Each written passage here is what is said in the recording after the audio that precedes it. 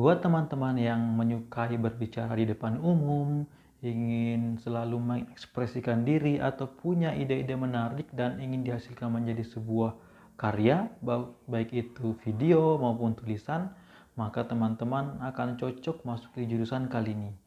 Karena kali ini kita akan bersama-sama membahas mengenai jurusan ilmu komunikasi. Ayo teman-teman, klik tombol subscribe-nya dan jangan lupa nyalakan loncengnya ya, agar teman-teman tidak ketinggalan video-video bermanfaat dari saya. Terima kasih. Baik teman-teman sekalian, sebelum kita jauh membahas mengenai apa jurusan ilmu komunikasi tersebut, ada baiknya kita mengenali jurusan tersebut. Jadi di dalam bahasa Inggris, jurusan ini biasanya disebut sebagai Communication Studies atau Communication Science. Nah, untuk di Indonesia sendiri ini biasanya disebut sebagai jurusan ilmu komunikasi atau juga Departemen Ilmu Komunikasi. Nah, apa sih yang inti yang dipelajari pada jurusan ini? Jadi, jurusan ini itu mempelajari mengenai semua aspek-aspek komunikasi, mulai dari yang paling sederhana hingga yang paling rumit dan memiliki makna berlapis-lapis. Nah, perlu teman-teman ketahui bahwa yang disebut dengan komunikasi itu bukan sekedar seperti saya sedang berbicara seperti saat ini atau komunikasi tulisan, tetapi apapun, misalkan simbol-simbol yang teman-teman lihat di luar sana, lampu lalu lintas, tanda bahaya, tanda peringatan, warna-warna, semua itu merupakan bentuk komunikasi. Contoh, ketika teman-teman melihat ada sebuah tanda merah, kemudian di tengah-tengahnya ada strip putih, teman-teman itu pasti tahu bahwa itu artinya adalah dilarang lewat atau disuruh berhenti, atau di internasional itu istilahnya adalah tanda stop. Nah, bagaimana bisa hanya sebuah warna bisa membuat orang-orang itu mampu memahaminya? Nah, itu dia yang akan dipelajari di jurusan ini. Itu yang istilahnya komunikasi itu bukan sekedar tulisan dan lisan, tetapi jauh lebih dari itu. Bahkan nih teman-teman, seorang pakar komunikasi ini pernah berkata bahwa seseorang itu tidak bisa tidak melakukan komunikasi, karena apapun tindakan kita sebetulnya itu pasti memiliki unsur komunikasi. Saya beri contoh teman-teman, ketika ada seseorang yang menerima pesan WA, biasanya kan itu ada pemberitahuan masuk ke HP-nya. Nah, ketika dia menerima pesan itu, maka si pengirim akan menerima satu tanda centang. Kemudian ketika si penerima itu akhirnya membuka pesan itu dan membacanya, maka centangnya menjadi 2 dan biru. Nah, tanpa seseorang itu membalas, misalkan nih saya sebagai penerima pesan, saya membacanya, saya nggak mau balas, nanti aja. Nah, hanya dengan tanda 2 centang biru itu, si penerima ini tidak melakukan apa-apa. Telah terjadi komunikasi sebenarnya, yaitu si penerima itu tidak ingin merespon. Nah, si pengirim, saya juga sebagai seorang pengirim dan melihat tanda 2 centang biru itu, saya memahami, si orang ini belum mau membalasnya. Memang ada berbagai kemungkinan, tetapi salah satu kemungkinannya kita bisa tahu, orang ini sedang tidak ingin diganggu terlebih dahulu. Nah, itu dia secara umum dulu ya. Secara umum adalah bidang ilmu yang mempelajari segala hal yang berkaitan dengan komunikasi, tidak hanya yang tampak saja, namun juga yang tidak tampak. Itu adalah intinya. Nah, nanti di mata kuliah itu nanti akan dijabarkan semuanya, dan termasuk juga pada akhirnya nanti membahas tentang bidang ilmu atau pekerjaan yang berkaitan dengan komunikasi, misalkan presenting, menulis dan sebagainya. Nanti itu adalah perkembangannya, tapi di awal-awal kalian yang mau mendaftar di jurusan ini akan diberikan pengantar dari yang paling dasar. Nah, kemudian rumpunnya. Rumpun bidang ilmu ini, kalau dia bergabung di dalam sebuah fakultas, dia itu masuk ke dalam fakultas, biasanya ya, fakultas ilmu sosial dan ilmu politik. Namun, di beberapa kampus juga, terutama yang kampus-kampus Islam, dia ini masuk ke dalam fakultas dakwah. Jadi sebenarnya tidak ada kayak suatu yang baku di mana sebenarnya bidang ilmu ini. Tetapi kalau mau di generalisasikan, ini masuk dalam rumpun sosial ya teman-teman. Kemudian bidang ilmu ini juga sangat berkaitan dengan yang namanya ilmu perpustakaan. Sehingga kadang di suatu universitas itu di bawah ilmu komunikasi itu ada subjurusan atau program studi ilmu perpustakaan. Nah, untuk saat ini ada yang sudah berdiri sendiri, tapi ketika tahun-tahun sebelumnya, tahun-tahun kebelakang itu, ilmu perpustakaan itu masih menjadi bagian dari ilmu komunikasi. Selanjutnya teman-teman mungkin bertanya lagi, skill apa sih yang dipelajari di jurusan ini? Jadi kalau menurut rangkuman saya, sesuai dengan pengalaman apa yang saya alami, skill-skill umum itu segala hal yang berhubungan dengan komunikasi, mulai dari skill tulisan, skill lisan, skill yang berhubungan dengan visual, semua dipelajari.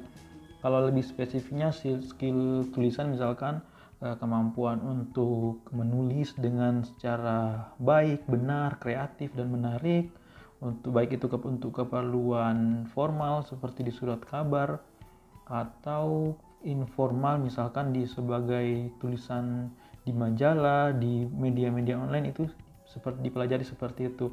Kemudian skill lisan, misalnya skill presenting, news anchor, kemudian penyiar radio dan segala macamnya. Dan tidak lupa juga skill sebagai negosiator, orator, dan seperti itulah ya teman-teman. Kemudian skill visual dan audiovisual ya, seperti skill fotografi, skill video editing, skill desain grafis tentunya ya, dan semacam itulah ya teman-teman. Intinya adalah mempelajari hal yang berkaitan dengan komunikasi, karena fotografi, desain grafis itu kan sebenarnya juga merupakan bentuk komunikasi seseorang ya. Dan alasannya kenapa nanti akan kalian pelajari ketika masuk ke dalam jurusan ini. Ketika teman-teman telah selesai masuk dan lulus di sini, ada gelar akademiknya itu. Setelah saya menelusuri dari berbagai kampus-kampus, itu ternyata nggak sama teman-teman. Ada seperti di kampus saya sebelumnya itu, gelar yang didapatkan ketika sarjana itu adalah sarjana sosial. Kemudian ada juga beberapa kampus yang sesuai bidang ilmunya itu sarjana ilmu komunikasi atau SIKOM. Nah, ketika teman-teman masuk di jurusan ilmu komunikasi dan mengambil prodi ilmu perpustakaan, gelarnya itu walaupun kalian kuliahnya di ilmu komunikasi, tapi kalian ambil subbagian ilmu perpustakaan, gelar kalian juga berubah menjadi sarjana ilmu perpustakaan atau SIP. Nanti saya tulis di sini semuanya, bentuk tulisannya seperti apa. Di Indonesia sendiri teman-teman, jurusan ini cukup banyak, dan kalau di bidang ilmu sosial itu cukup menjadi favorit ya. Berdasarkan data dari website Kuiper, jadi website Kuiper sendiri merupakan website yang memang memfokuskan diri pada pendidikan yang berhubungan dengan pendidikan tinggi. Teman-teman tentu tahu kan ada kursus dari Kuiper, ada aplikasi Kuiper segala macam.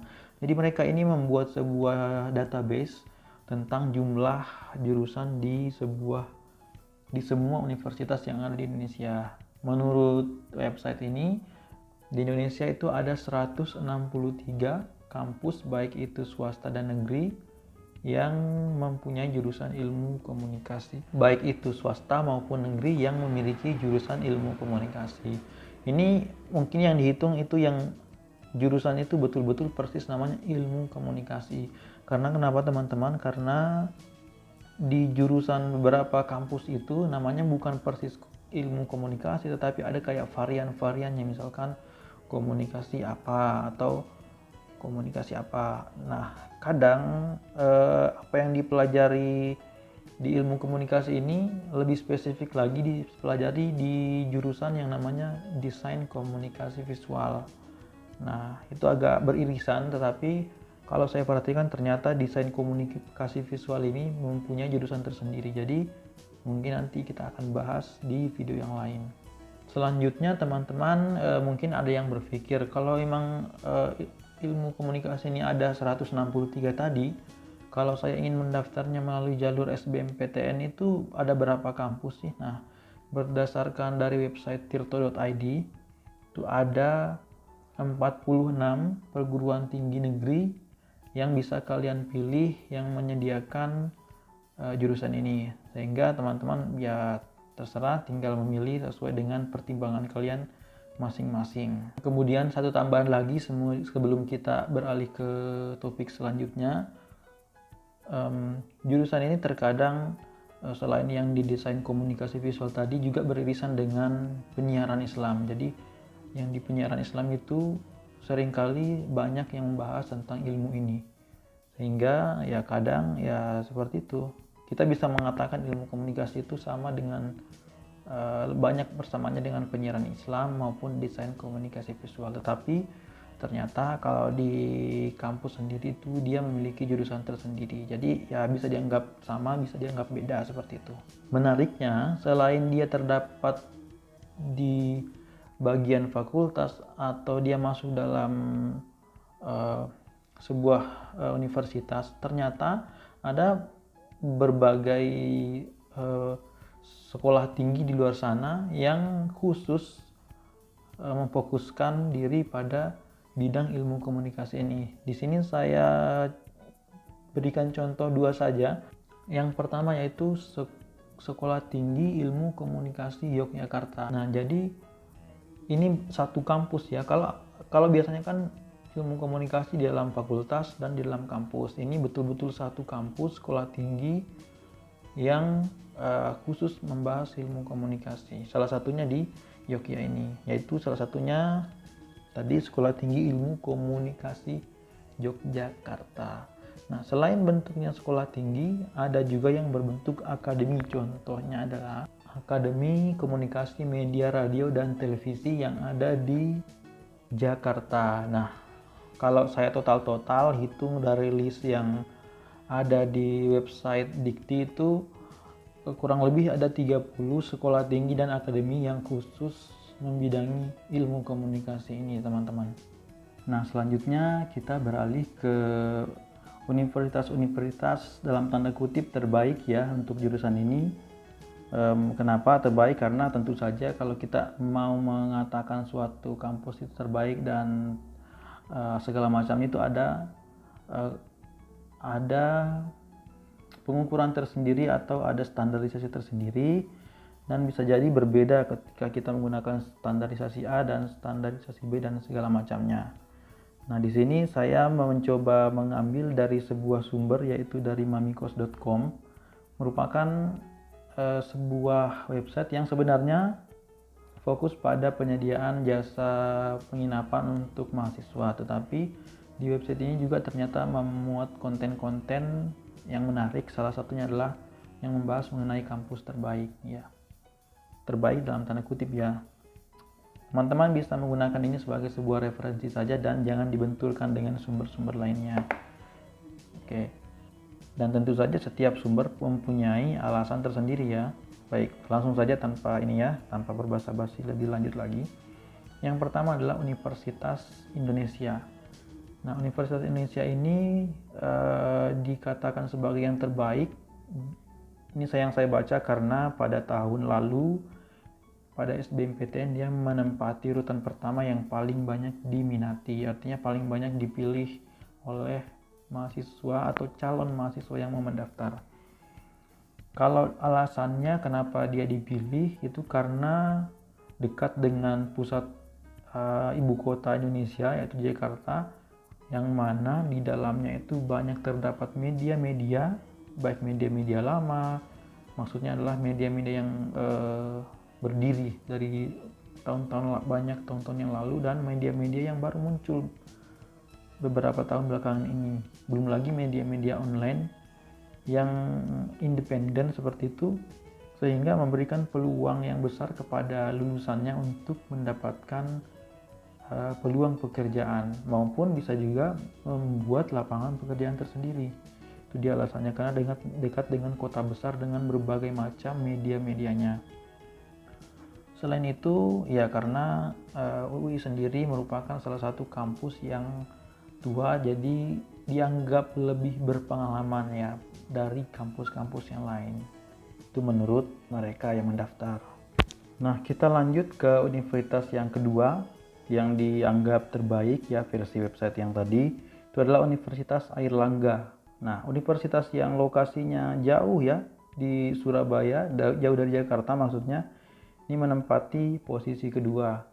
Nah, menurut website ini dia dikatakan terbaik karena selama ini telah kajian-kajian medianya itu sudah banyak, dan pada tahun lalu, tahun 2018 itu membuat sebuah event yang bernama Komunikar atau Communication, Social and Responsibility, dan di event itu dia membuat sebuah komitmen untuk menjaga agar media-media yang ada di Indonesia ini mampu memberikan informasi yang lebih bermanfaat.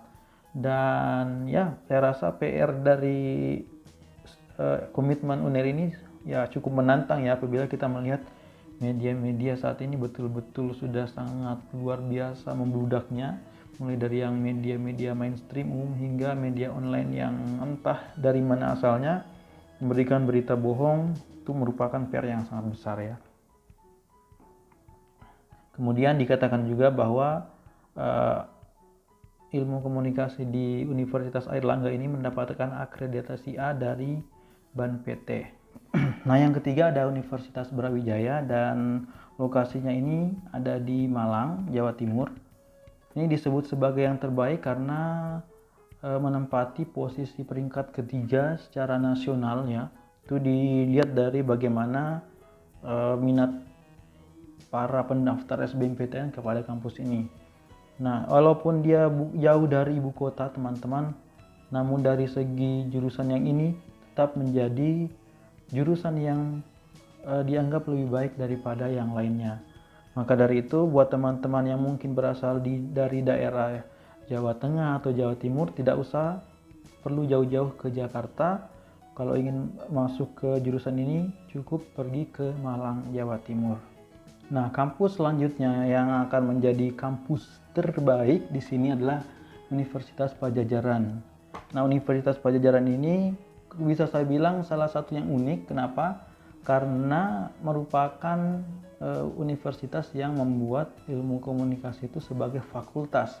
Kalau yang lain kan ada jurusan, dan mungkin di kampus yang tadi sudah saya bahas itu ada kampus tersendiri, tapi ini adalah fakultas. Nah, jadi bisa dibayangkan teman-teman, jadi fakultasnya saja ilmu komunikasi, apalagi di prodi-prodinya itu pasti mempelajari bidang-bidang ilmu yang lebih spesifik lagi, dan tentunya akan lebih mendalam lagi dibandingkan hanya sekedar jurusan. Nah, alasan itu juga kalau saya pribadi menempatkan ini di yang pertama ya, kalau saya pribadi. Dan apa yang saya katakan ini saya buktikan sesuai dengan pengalaman saya pribadi. Kemudian lokasinya itu Universitas Padjadjaran sendiri itu ada beberapa kampus, tetapi yang besar itu ada dua, yaitu di Bandung dan di Kabupaten Sumedang atau di Kecamatan Jatinangor. Nah, untuk Fakultas Ilmu Komunikasinya sendiri ini berada di Jatinangor dan bukan di Bandung. Baik, universitas selanjutnya ini kalau tadi kita membahas negeri, ini sekarang yang terbaik selanjutnya ini adalah swasta. Dan ini mungkin teman-teman sudah familiar dengan namanya, itu Universitas BINUS atau Bina Nusantara. Universitas yang beralamatkan di Jakarta ini terkenal dengan tentu saja biayanya yang mahal dan susah untuk masuk ke dalamnya. Dan selain itu, hal yang terkenal dari kampus ini adalah bagaimana kampus ini selalu mengedepankan perkembangan teknologi di dalamnya, sehingga ketika kamu masuk ke dalamnya, kamu bisa lebih mudah familiar dengan teknologi komunikasi. Dan jangan salah teman-teman, walaupun tadi saya bilang masuknya susah, biayanya mahal, kampus ini tetap mendapatkan akreditasi A dari akreditasi nasional atau BAN PT. Nah, yang terakhir yang saya mau sampaikan dari daftar yang terbaik ini adalah versi web ya. Versi web yang tadi adalah Universitas Kristen Indonesia Atmajaya yang berada di Jakarta. Nah, universitas ini seperti dengan yang lainnya juga mendapatkan akreditasi A dari BAN PT, sehingga juga menarik perhatian dari beberapa orang. Dan tentu saja secara umum Universitas Katolik Indonesia Atmajaya ini merupakan salah satu universitas swasta di Jakarta yang cukup ternama. Jadi buat teman-teman yang di Jakarta bisa menjadikan ini menjadi salah satu alternatif selain Universitas Indonesia dan Universitas BINUS ya teman-teman. Nah, kemudian buat teman-teman yang berasal dari luar Pulau Jawa, baik itu di Indonesia Timur, misalkan di Sulawesi atau yang lainnya, saya merekomendasikan satu kampus lagi yang terbaik versi saya sendiri, yaitu di Universitas Hasanuddin. Jadi Universitas Hasanuddin merupakan kampus yang berada di Makassar dan memiliki jurusan ilmu komunikasi. Dan untuk masalah akreditasi, teman-teman jangan khawatir, Universitas Hasanuddin jurusan ilmu komunikasi sudah mendapat akreditasi A dari BAN PT ya. Ini update terbaru tahun 2020 teman-teman ya.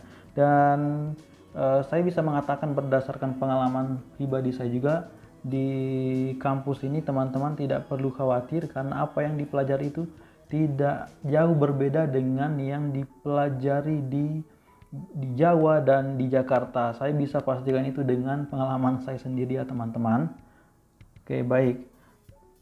Jadi itulah tadi kampus yang dalam tanda kutip terbaik ya. Itu bisa menjadi salah satu referensi teman-teman ketika bingung memilih jurusan ilmu komunikasi ini kampusnya yang mana, seperti itu. Nah, selanjutnya adalah mata kuliah sorotan atau yang perlu dibahas. Ya tidak dibahas sih, cuma disebutkan aja beberapa yang pilihan. Jadi karena ini adalah berdasarkan pengalaman saya, jadi saya bisa menyebutkan kalau di jurusan saya sendiri mata kuliah yang favorit menurut saya adalah ada desain grafis animasi, yaitu kita diajarkan membuat sebuah animasi mulai dari yang paling dasar, tentu saja disertai dengan praktek, dan kita nanti lebih banyak praktek malahan daripada teorinya. Kemudian ada aplikasi komputer, itu mata kuliah yang kita akan mengulik satu aplikasi yang dipilih oleh dosen. Misalkan untuk semester ini kita mempelajari tentang Instagram ya, jadi khusus untuk semester itu kita akan mengulik Instagram dari A sampai Z. Bisa juga kita 2 atau 3 aplikasi, bisa juga kayak satu kelas itu dibagi menjadi 8 kelompok dan masing-masing membahas satu jenis aplikasi. Itu tergantung sama dosennya ya teman-teman. Kemudian mata kuliah yang ketiga yang favorit pilihan saya itu adalah dasar-dasar penulisan kreatif. Disinilah teman-teman yang mempunyai minat dan bakat menjadi seorang penulis dan semacamnya bisa lebih mendapatkan ilmu dan praktek. Tentunya kalian akan disuruh mengirimkan tulisan kalian ke media-media, baik media cetak maupun media online. Nah, itu dia yang 3 favorit saya. Selain itu banyak banget mata kuliah yang menarik tentunya ya. Dari apalagi di setiap kampus biasanya itu ada mata kuliah yang berbeda dibandingkan dengan kampus yang lain. Kemudian untuk magangnya itu dilakukan di perusahaan-perusahaan yang berhubungan dengan komunikasi tentunya, atau bisa juga di perusahaan manapun tetapi di bagian hubungan masyarakat atau di bagian kominfo dan semacamnya seperti itu. Dan untuk KKN sendiri tentunya yang berkaitan dengan komunikasi, contoh teman-teman bisa membuat program KKN berupa membuat pelatihan majalah dinding, pelatihan menulis dan sebagainya, itu semua dikembalikan ke teman-teman. Nah, sekarang kita tiba di bagian yang hampir paling akhir, yaitu peluang kerjanya.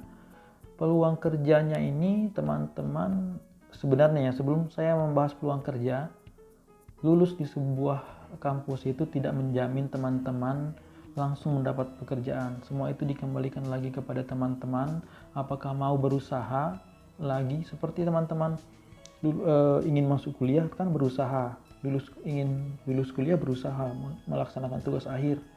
Nah, mendapatkan pekerjaan pun berusaha juga, tidak setelah kita dapat ijazah kita langsung masuk ke dapat pekerjaan di kantor, karena maaf ya suara saya serak, karena di universitas itu bukan sebuah instansi bukan sebuah kedinasan yang apabila kamu lulus kedinasan tersebut langsung otomatis ditempatkan di sebuah tempat tertentu. Beda dengan kayak kepolisian, beda dengan kayak angkatan militer dan segala macam, itu tidak otomatis teman-teman bisa langsung pekerjaan. Jadi jangan teman-teman bayangkan kalau lulus langsung kerja ya. Semua itu kembali ke diri masing-masing. Nah, untuk peluangnya teman-teman bisa mengambil jenjang karir di berbagai profesi yang berhubungan dengan komunikasi tentunya, baik itu tulisan, lisan, maupun komunikasi visual dan lain sebagainya. Contoh, di bagian komunikasi tulisan teman-teman bisa menjadi jurnalis, bisa menjadi seorang penulis online, bisa menjadi copywriter dan segala macamnya. Kemudian di bidang komunikasi bicara, lisan, teman-teman bisa menjadi presenter, penyiar radio, seorang public relation, dan masih banyak lagi. Kemudian di bagian komunikasi visual, audio visual, teman-teman bisa menjadi seorang editor video, bisa menjadi fotografer dan sebagainya lah. Nah, untuk karir pribadi itu tadi buat teman-teman yang ingin bekerja di sebuah perusahaan atau instansi. Nah, untuk teman-teman yang ingin mengambil jalur pribadi atau wirausaha, bisa juga memanfaatkan ilmu yang kalian dapatkan. Apalagi zaman ini kan teknologi sedang berkembang dengan pesat ya. Nah, untuk teman-teman yang ingin mengambil jalur pribadi bisa menjadi seorang content creator pastinya, baik itu menjadi content creator di Instagram, di YouTube, kemudian yang lain-lain lah pokoknya. Selain itu, teman-teman juga bisa menjadi seorang penulis online, penulis lepas ya, dan mengirim tulisan ke berbagai media online, dan di setiap tulisan itu teman-teman mendapatkan honor atau upah. Bisa juga menjadi seorang food vlogger seperti itu. Pokoknya banyak ya kalau kalian ingin menjadi wirausahawan di bidang ini. Oh iya, satu lagi, misalkan kalian ingin membuka sebuah percetakan, misalkan teman-teman ilmu desain grafisnya sudah sangat bagus, teman-teman bisa membuat sebuah usaha percetakan, membuat kaos, souvenir dan lain sebagainya. Itu sangat memungkinkan. Nah, kesimpulannya siapa sih yang kira-kira cocok menurut saya yang masuk jurusan ini, yaitu orang-orang atau kalian yang suka sekali mengekspresikan diri, baik itu dalam bentuk tulisan, lisan maupun karya audiovisual. Ya, jadi saya tidak bilang bahwa orang pendiam itu tidak bisa masuk sini, bisa tentu saja dengan caranya sendiri, karena saya sendiri punya beberapa orang teman yang pendiam tetapi mempunyai karya yang sangat luar biasa seperti itu. Dan tentunya kalian yang tertarik dengan isu-isu terkini, karena nanti itu sangat berguna buat teman-teman yang ingin menjadi seorang wartawan atau seorang jurnalis. Oke, saya rasa itu saja. Saya yakin ya masih banyak hal-hal yang belum saya jelaskan di sini, karena itu apabila ada pertanyaan atau apapun itu kalian boleh sampaikan. Apabila ada hal yang kalian tidak setujui, silakan sampaikan juga. Bebas ya, bebas. Yang tidak bebas adalah menyampaikan kata-kata kasar, kata-kata hinaan, dan apalagi fitnah dan sara. Saya sama sekali tidak menyukainya. Selain itu bebas. Oke? Jadi sekian video dari saya. Semoga bermanfaat buat teman-teman semuanya. Dan sampai jumpa di video yang selanjutnya.